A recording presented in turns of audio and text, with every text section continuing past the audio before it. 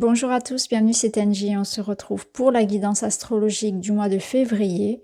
Je vous invite comme d'habitude à écouter votre signe solaire, l'ascendant et le lunaire si vous souhaitez compléter les informations. Vous pouvez également écouter les guidances pour la personne qui partage votre cœur. N'hésitez pas à vous abonner, à me mettre un petit like pour encourager mon travail, à commenter si le tirage vous parle et si vous avez envie de partager votre retour dans les commentaires. Je vous remercie pour tout, pour votre bienveillance, votre fidélité à la chaîne et je vous retrouve tout de suite avec votre signe. Bonjour les lions, bienvenue dans votre guidance. Je vais la préparer devant vous. On se retrouve pour la lecture.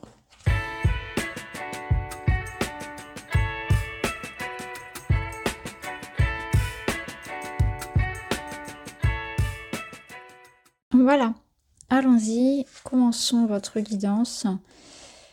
Alors, pour vos énergies générales, on vous parle d'encouragement. On vous parle de tenir bon. Il y a une notion de rapidité, donc comme si les événements allaient s'enchaîner. Il peut y avoir beaucoup de communication, d'activité. La reprise de quelque chose qui avait pu être en suspens. On sent qu'il y a du mouvement, de l'agitation, de la communication, une belle avancée, des opportunités aussi à saisir. Ici, on vous parle d'être dans la continuité de ce que vous faites. C'est un encouragement à ne pas baisser les bras, à persévérer sur votre lancée dans vos projets, à ne pas vous en détourner, abandonner, à donner beaucoup d'efforts et d'espoir, de persévérance dans un domaine.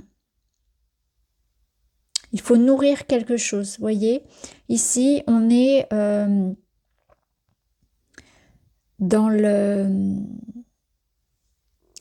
perfectionnement, on est dans la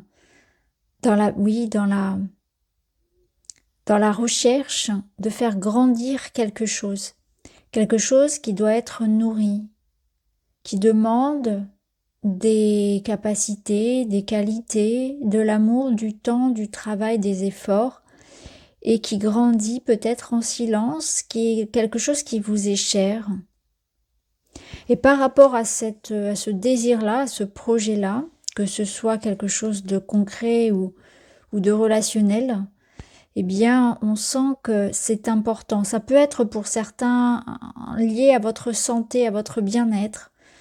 Tous vos efforts doivent être portés sur ça, sur ce que je construis et qui me rend heureux, sur ce que j'ai envie de voir grandir dans ma vie et qui me fait du bien, qui m'apporte une forme de bien-être et de plaisir.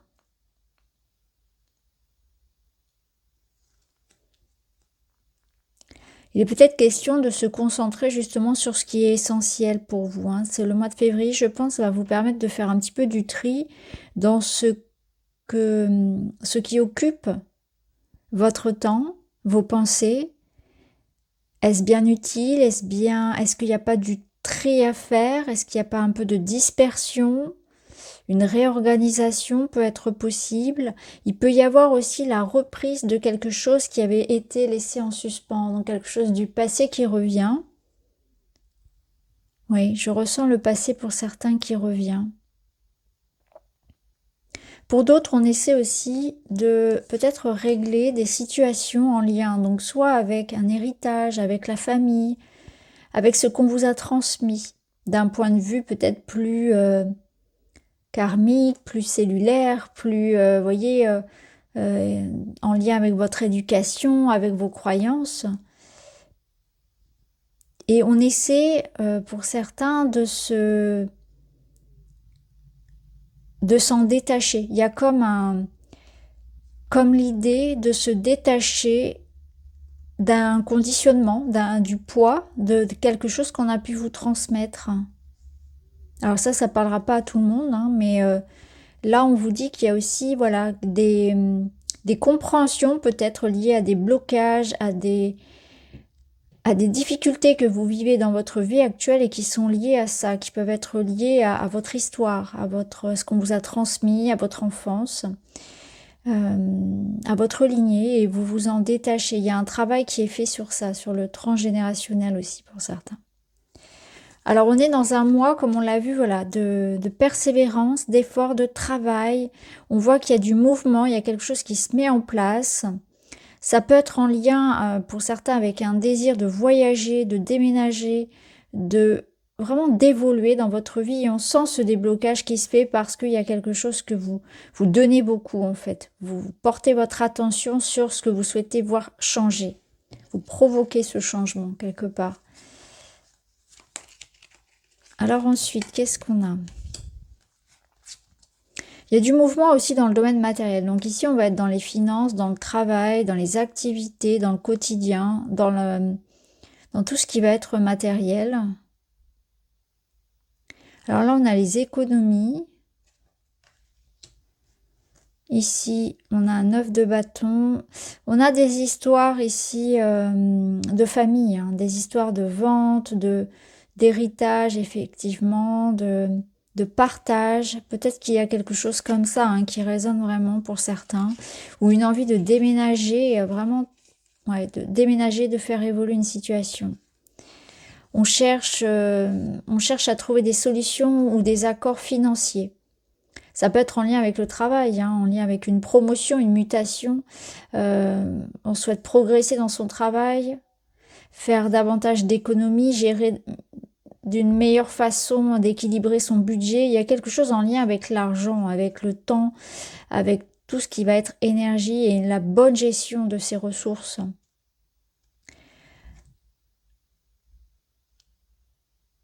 On voit ici qu'il va y avoir beaucoup de communication et des communications qui vont permettre un rendez-vous qui sera important, une communication qui sera nécessaire et importante et qui va faire évoluer les choses pour vous. En tout cas, l'invitation ici, c'est au changement, l'invitation au changement. Donc tout changement sera important, il sera nécessaire, il sera utile. Donc ça peut être un changement dans votre façon de communiquer, ça peut être une invitation à vous réorganiser, vous voyez, à être... voyez, à s'organiser autrement parce qu'on sent que pour certains, il y a des combats perdus d'avance, il y a l'idée de s'épuiser. Donc c'est que quelque chose ne fonctionne pas, ça peut être se rendre compte que on s'épuise à être dans une situation qui nous dessert plus qu'autre chose, où on n'est pas gagnant. Voilà, on n'est pas gagnant dans cette situation et on doit s'en éloigner. Donc vous voyez si c'est professionnel, si c'est voilà. Vous voyez comment ça résonne et d'où ce départ et cette réorganisation pour que ce soit plus profitable pour vous. Vous prenez conscience de ça, qu'une situation vous draine plus qu'autre chose, d'un point de vue très personnel, mais aussi financier, matériel, le temps, l'argent, l'énergie vitale, vous voyez. On s'épuise ici, on se bat pour obtenir quelque chose de matériel et de financier aussi pour certains, hein, clairement. Notamment en lien avec, comme je l'ai déjà dit, voilà, tout ce qui va être voyage, héritage, mutation, progression. On sent que ça va bouger parce qu'avec la cigogne et l'homme, alors ça peut être un homme, il peut y avoir un homme dans votre histoire hein, qui soit en lien avec ses communications, ou ça peut être vous bien sûr, ça peut être une aide aussi potentielle. L'idée d'aller rejoindre aussi un homme pour certaines hein, ou pour certains. L'idée, c'est de se mettre en action, de se donner les moyens de provoquer justement ce changement, de ne pas baisser les bras, parce qu'on peut sentir que vous pourriez parfois avoir envie d'abandonner, tellement on vous sent épuisé. Alors, au niveau relationnel, 6 de coupe, l'automne, l'équilibre, la patience, la maturation, l'horloge, ok. Ici, vous avez l'humour, le rire, l'autodérision, la fête, les moments joyeux, bien-être et légèreté. Vous avez besoin de rire, vous avez besoin de vous reconnecter à votre enfant intérieur, de voir des gens qui vous font du bien, de partager, de vous entourer avec des personnes qui vous font du bien. Là, on vous dit qu'il y a peut-être certaines choses qui ne vont pas aussi vite, qui ne sont pas aussi fluides que vous l'aimeriez. Il y a peut-être un petit peu de patience à avoir par rapport à la progression de quelque chose, que ce soit en lien avec la relation en elle-même ou bien par rapport à un projet. Le temps vous accompagne. Patience. encore une fois endurance. Il est peut-être question ici de faire confiance en la vie ou en une personne. Il y a comme si la situation devait encore avoir besoin d'un temps de maturation où une personne n'est peut-être pas prête. Il peut y avoir comme, quelque chose comme ça. Ici, on vous parle encore de tendresse, de complicité, de relations pleines de douceur, d'harmonie, de complétude.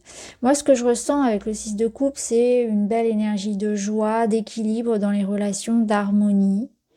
Peut-être que cette horloge, vous l'avez déjà en fait endurée, c'est-à-dire que là, on est plutôt sur la notion de timing divin et que vous sentez que les choses sont en train de s'apaiser, voyez.